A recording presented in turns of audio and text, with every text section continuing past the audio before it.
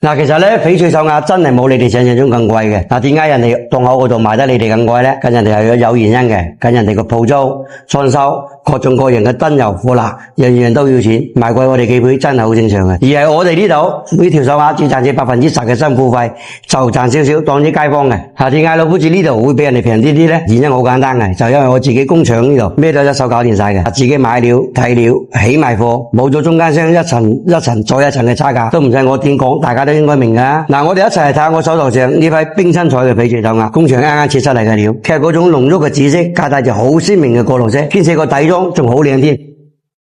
聽啲聲就知啲種質夠老㗎啦。但整體嚟講呢，啲顏色分佈都係好光猛嘅。依家即刻起條成品同大家分享下個效果，究竟佢有幾靚？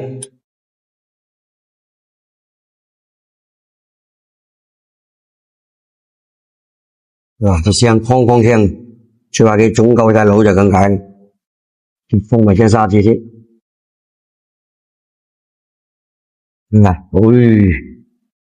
真係越睇越亮。嗱，即刻就攞去拋光，整啲靚仔光粉拋佢先。依家未拋光啊嘛，嗰度光未出嚟嘅，一陣間拋完，嗰陣拋完你就睇到啲效果係幾靚嘅。搞掂，就能去整埋個內圈先。紫氣東來講嘅就係啦，呢隻紫色差唔多都接近係腰紫嚟嘅啦。搞掂。嗱，我哋過去睇下成品效果係點樣嘅。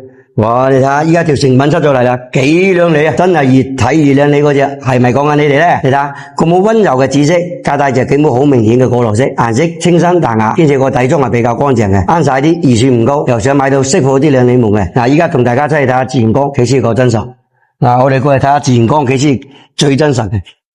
你睇下喺自然光下，你睇下啲紫色幾溫柔幾明顯，兼且過嗰啲綠色過濾色好明顯嘅。嗱，自然光我哋又已經睇完啦，你哋睇到有冇新酥酥嘅？如果新酥酥嘅話咧，同老夫子打返一聲，我要一隻，我嚟同你哋安排。